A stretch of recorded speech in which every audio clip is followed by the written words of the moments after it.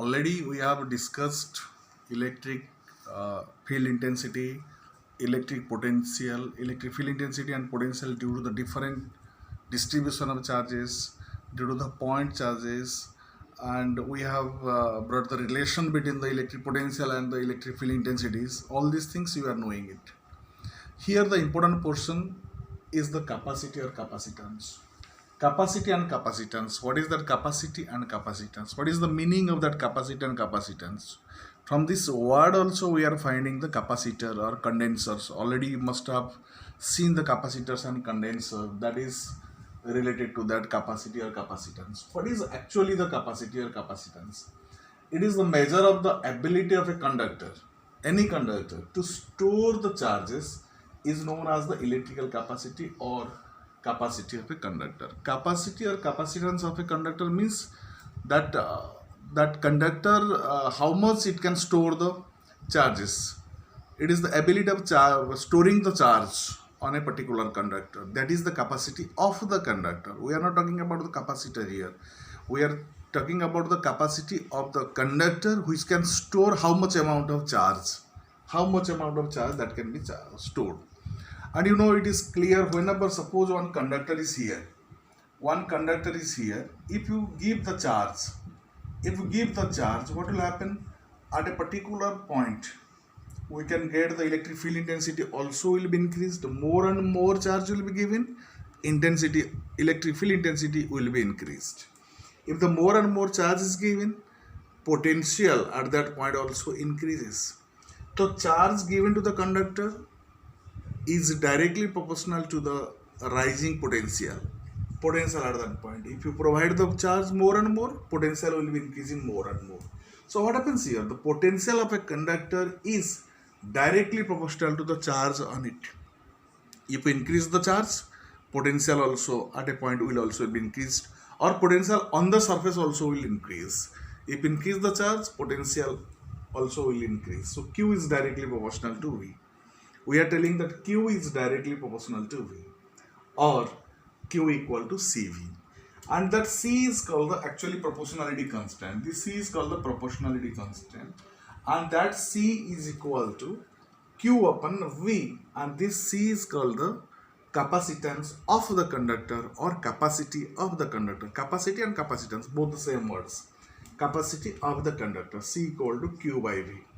So what happens here? If V equal to 1 unit, if you tell the V equal to unit, 1 unit, what will be the capacity? The capacitance of a conductor is numerically equal to the charge provided to the conductor per unit rise in voltage, per unit rise in potential. So what will be its unit? Unit is actually the farad, F-A-R-A-D, farad, not Faraday. Faraday is the unit of the charge. Faraday, F-A-R-A-D-Y, that is different unit. This is the farad, 1 farad, F-A-R-A-D, 1 farad. So 1 farad equal to 1 coulomb by 1 volt. What is that 1 farad equal to 1 volt. So what is the capacity of a conductor? The capacity of a conductor is said to be 1 farad if 1 volt, if 1 coulomb's charge is sufficient to rise the potential by 1 volt. If you provide 1 coulomb of charge to the conductor and the potential is rising by 1 volt, then capacity of that conductor is said to be 1 farad. It is a scalar quantity. It is a scalar quantity. So you know it actually what is the capacity of a conductor. We are talking about the capacity of a conductor. Now let us find out the capacity of a isolated spherical conductor. Isolated spherical conductor. What will be the capacity of the isolated spherical conductor? That is the spherical conductor is here. Isolated spherical conductor. So you have to find out the Q amount of charge is given to the conductor. So what will be its capacity? So we have to calculate the capacity of the isolated spherical conductor. You know, for the isolated spherical conductor, that is the charge conductor, that charge is given here. So charge is given here. So what will be the isolated spherical conductor? So you know Q is the charge given, Q charge given, And potential, what will be the potential rise on the surface? 1 upon 4 pi epsilon naught q upon r. 1 upon 4 pi epsilon naught q upon r, if the r is the radius of the spherical conductor. So what will be the capacity? C equal to q by v, and this will be equal to q upon 1 upon 4 pi epsilon naught q upon r. So if this q cancelled, remaining is the 4 pi epsilon naught r. So it is clear the capacity of a spherical conductor is C equal to 4 pi epsilon naught r is the capacity of a spherical conductor, isolated conductor, charged conductor. So any conductor, whenever it is charged, it will have the capacity of storing the charge, and that is the capacity. Particularly for the spherical conductor, you are finding C equal to 4 pi epsilon naught r. So what will be the, suppose we are using the farad and the microfarad, nanofarad, picofarad, like that also capacitors we are using in the electronics devices. Suppose you think it, if you find the 1 microfarad capacity of a spherical conductor, 1 microfarad, C equal to 1 microfarad capacity I do require for use in the electronics devices. 1 microfarad.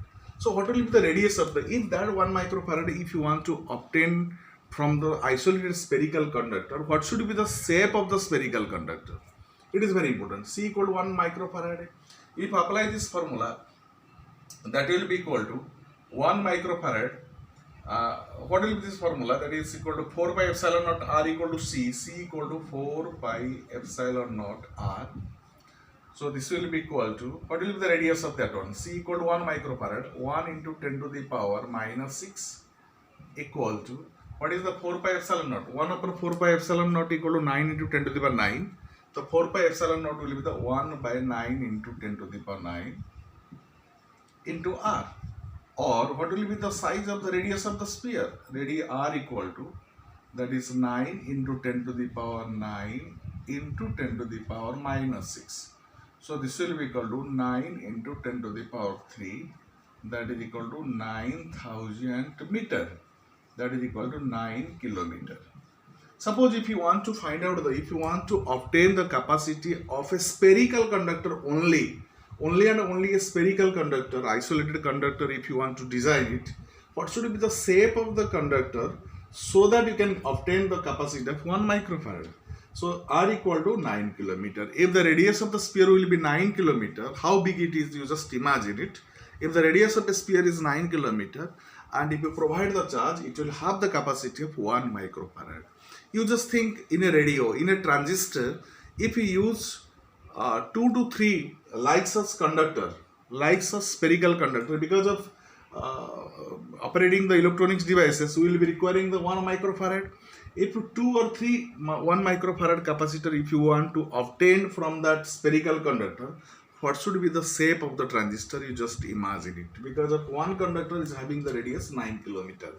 One conductor is having the radius 9 kilometer, which will possess 1 microfarad capacity.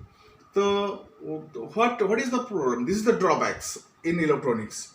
So to avoid these drawbacks, the capacitors are being invented. The capacitors. Then capacitors are invented. Capacitors or the condenser. It is told as the capacitor or the condensers are being invented. And these capacitors, what is the capacitor? It is a device, it is an arrangement, electrical arrangement in which a more amount of charges can be stored in a smaller space. A small space, within a small space, we can store the more amount of charge and we can obtain the 1 microfarad like that also. If you are finding the conductor size is very big, but the capacitor size will be very small, which will be providing you the 1 microfarad. In the next video, I will discuss about the capacitor and the condensers. Thank you.